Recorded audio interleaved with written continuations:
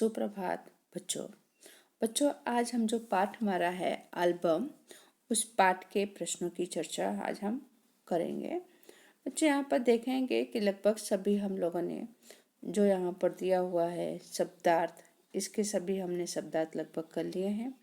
मुहावरे भी हमने लगभग सभी कर लिए हैं, बराबर। आपके पास लिखा हुआ है सभी मुहावरे।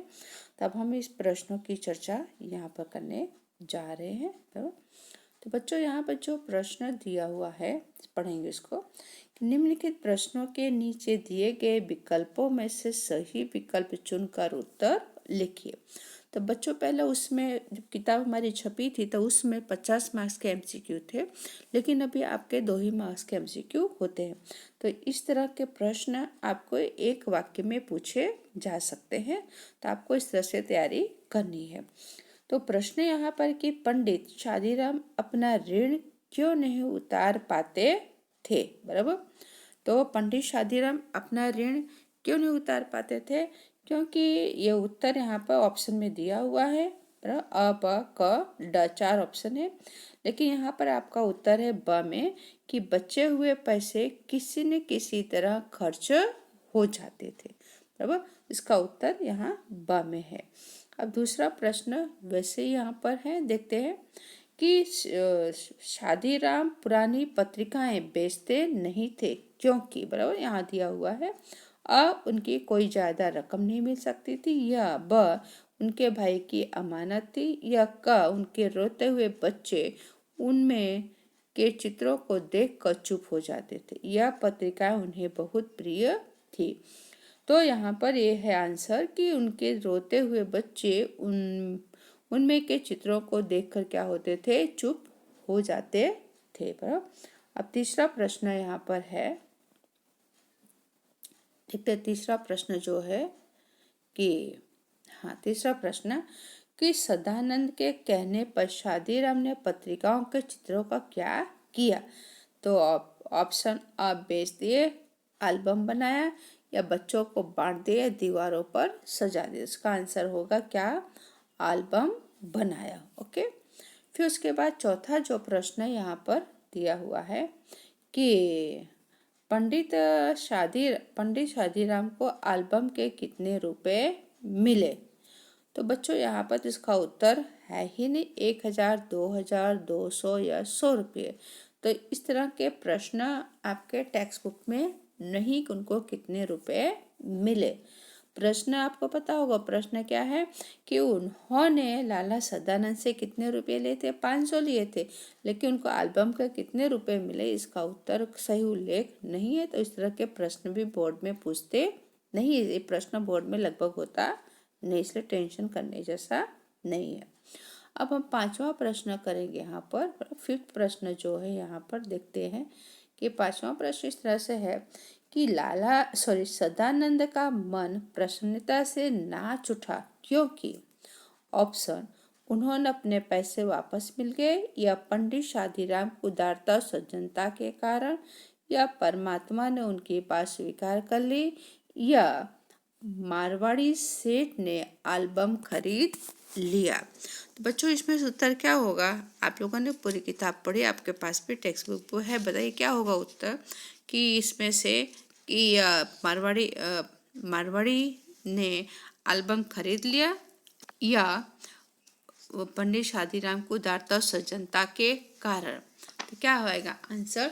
तो इसके अंदर उत्तर ये होगा कि कौन सा, ए वाला उत्तर ड, उत्तर मारवाड़ी सेठ ने एल्बम खरीद लिया। ओके।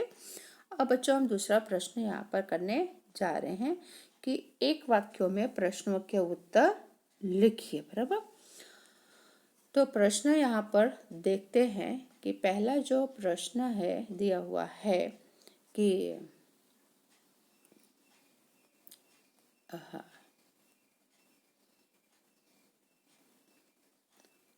कि पंडित शादीराम के बचाए हुए 80 रुपये किसमें खर्च हो गए। तो पंडित शादीराम के बचाए हुए 80 रुपये उनके लड़के की बीमारी में क्या हुए, खर्च हो गए। फिर दूसरा प्रश्न है कि पंडित शादीराम पुरानी पत्रिकाओं क्यों नहीं बेच देते थे। तो पंडित शादीराम पुरानी पत्रिकाएं इसलिए नहीं बेच देते थे क्योंकि उनके रोते हुए बच्चे उन्हीं के चित्रों को देखकर चुप हो जाते थे। बराबर। दूसरा प्रश्न, सदानंद ने शादीराम को पुरानी पत्रिकाओं से क्या करने की सलाह दी? तो लाला सदानंद ने शादीराम को पुरानी पत्रिकाओं से अच्छे अच्छे तस्वीरें अलग छांट लेने की सलाह उन्हें दी। फिर दूसरा प्रश्न है कि लाला सदानंद की बीमारी के समय पंडित शादीराम किस तरह सेवा करते थे? तो पंडित शादीराम लाला सदानंद के लिए रात दिन माला फेरा करते थे और उनकी औषधि माला फेरना था और यह काम वह अपनी आत्मा की पूरी शक्ति और पूरे मन से वो करते थे। फिर नेक्स्ट प्रश्न, एल्बम सेट से मैंने मंगवा लिया, ऐसा सदानंद शादीराम से क्यों कहा? बराबर, कि मैंने एल्बम सेट से मंगवा लिया, ऐसा उन्होंने क्यों कहा? क्योंकि लाला सदानंद को जब होश आया तो उन्होंने देखा कि एल्बम पंडित शादीराम के हाथ में है। उन्होंने एल्बम उनसे तुरंत छीन लिया। पंडित शादीराम को यह शंका न हो कि एल्बम किसी सेठ ने नहीं बल्कि लाला सदानंद ने ही खरीदा था, इसलिए उन्होंने उनसे कहा कि एल्बम सेठ से मैंने मंगवा लिया है। बराबर। ओके बच्चों, नेक्स्ट जो प्रश्न है यहाँ पर कि प्रश्नों के उत्तर 2-3 वाक्यों में लिखिए। बराबर, कितने वाक्यों में? 2-3 वाक्यों में लिखिए। प्रश्न भी करेंगे। पहला जो प्रश्न है कि पंडित शादीराम कर्ज अदा करने के लिए क्यों बेचैन थे? बराबर, तो इसका उत्तर होगा कि पंडित शादीराम को अपने यजमान सदानंद से कर्ज लिए कई साल बीत गए थे और कर्ज अदा करने के लिए वो अपना पेट काट काट कर पैसे बचाते, तो कोई न कोई ऐसा काम निकल आता कि सारा पैसा उड़ जाता। लाला सदानंद इतने भले मानस थे कि वे उनसे कभी पैसों के लिए तकादा नहीं करते थे। इन सब से शादीराम के दिल में शांति नहीं थी और कर्ज अदा करने के लिए वो बेचैन थे। दूसरा प्रश्न कि लाला सदानंद ने शादीराम की समस्या का क्या हल निकाला? बराबर, तो शादीराम के सामने सबसे बड़ी समस्या लाला सदानंद का कर्ज अदा करना था। एक दिन लाला सदानंद जब पंडित शादीराम के घर गए तो उन्होंने वहाँ कुछ सुंदर तस्वीरों वाली पत्रिकाएं देखी। तब उन्होंने शादीराम से अच्छी अच्छी तस्वीरें अलग करने के लिए कहा।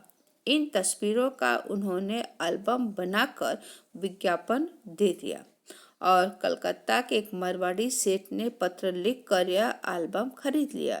इस तरह लाला सदानंद ने शादीराम की समस्या का हल निकाला। ओके, फिर नेक्स्ट जो प्रश्न है, प्रश्न 4 जो है, बराबर, कि पंडित शादीराम लाला सदानंद से यह क्यों न कह सके कि वे झूठ बोल रहे हैं? बराबर, तो